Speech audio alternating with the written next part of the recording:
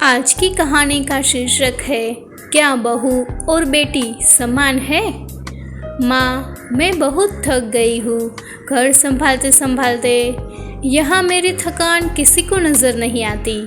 कुछ दिन आराम करना चाहती हूँ। सोच रही हूँ कुछ दिनों के लिए अपने मायके आ जाऊँ। आते हुए अपने बच्चों को भी साथ ले आऊँगी। वे वहीं से स्कूल चले जाएंगे। आखिर एक ही शहर में ससुराल और मायका होना, कुछ फ़ायदा तो मिले।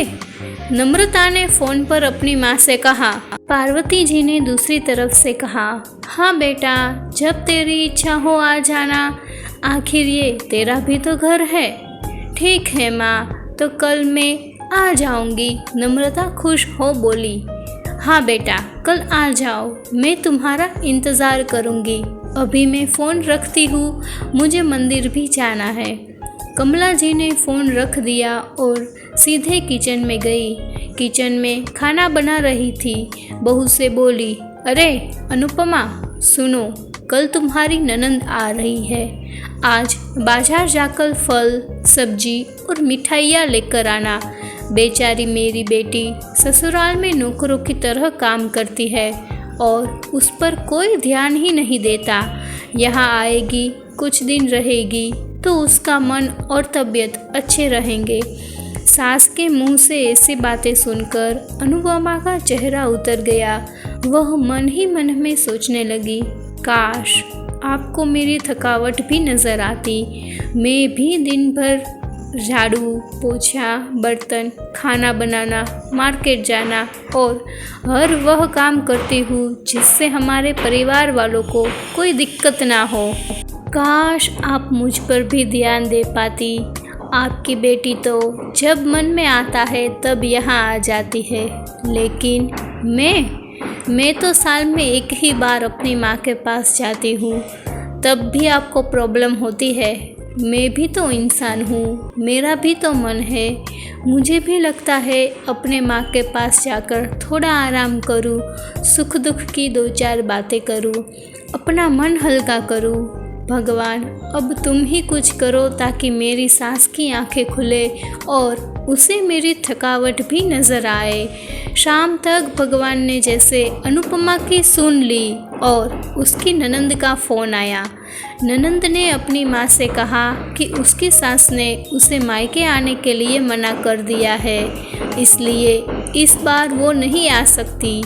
पार्वती जी बोली, ऐसे कैसे मना कर दिया? पहले तो कभी तुम्हें आने के लिए नहीं रोकती थी, इस बार भला क्या हो गया? लाओ, मेरी बात कराओ उनसे, मैं समझाती हूँ। नम्रता ने फ़ोन अपनी सास के पास दिया।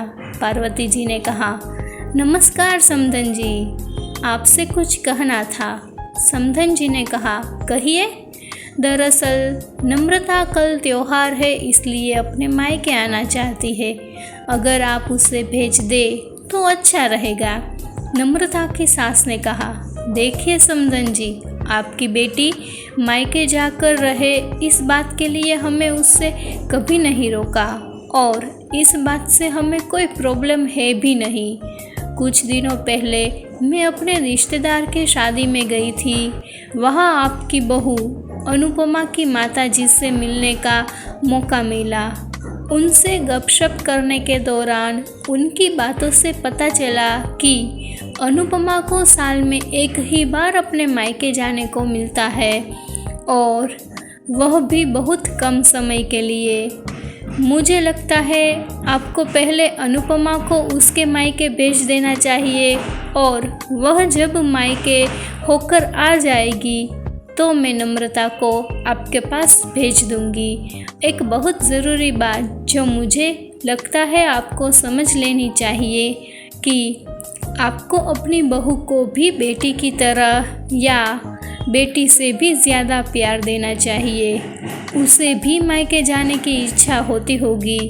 हो सकता है नम्रता के वहाँ आने से उसकी आवभगत करने के लिए आप उसे उसके मायके नहीं भेजती होंगी, या फिर वह आपसे कुछ कहने से अभी डर रही हो। अगर आप उसको घर में ही कैद रखोगी तो एक दिन ऐसा आएगा जब वह आपके खिलाफ बोलने लगेगी, फिर वह आपकी सुनेगी भी नहीं और जब चाहे तब अपने मायके जाएगी। ऐसी परिस्थिति आई, इससे अच्छा है कि आप ही कुछ बदलाव अमल में ले आए जिससे आपका रिश्ता और रिश्ते की मिठास खराब ना हो। पार्वती को अपने समधन के हर एक शब्द में सच्चाई नजर आई। उन्हें महसूस हुआ कि उन्होंने अपनी बेटी के प्यार में अंधे होकर कभी भी अपनी बहू के मन का विचार नहीं किया। उन्होंने हमेशा ही अपनी बेटी को अपनी बहू से ऊपर रखा। दूसरी तरफ नम्रता भी अपनी भाभी के बारे में हो रही इस बातचीत को सुन रही थी। इसने भी रियलाइज़ किया कि वह कभी भी अपनी भाभी के साथ ठीक से बात नहीं करती और जब जब वह अपने मायके जाती है तो भाभी थोड़ी उदास रहती है। पार्वती जी ने अपनी बहू को बुलाया और उसे कहा कि अनुपमा, कुछ दिनों के लिए नम्रता नहीं आने वाली है, इसलिए पहले तुम अपने मायके होकर आओ। यह सुनते ही अनुपमा का चेहरा जैसे खिल गया, क्योंकि ये पहली बार था कि उसकी सास ने सामने से उसे अपने मायके जाने के लिए कहा था। अगले दिन अनुपमा अपने मायके गई और एक बार एक दो दिन नहीं, पूरे हफ्ते भर रहकर आई। अपने माँ बाप से, अपने रिश्तेदारों से मिलकर आई और जब वह लौट कर आई तो उसका चेहरा खिला हुआ था, उसकी आंखें चमक रही थी। अनुपमा के आने के बाद नम्रता भी अपने मायके आई और इस बार वो खुद सामने से अपनी भाभी से खुशी खुशी मिली और अच्छे से बात की। नम्रता ने अपनी माँ से बात करके उन्हें भी अच्छे से समझाने में मदद की कि वह कहीं ना कहीं अनुपमा के साथ गलत व्यवहार कर रहे थे। दूसरी तरफ अनुपमा अपने ससुराल वालों के बदले रवैये से बहुत खुश थी। अब वह खुशी खुशी सबका ध्यान रखती और हर काम प्यार से करती।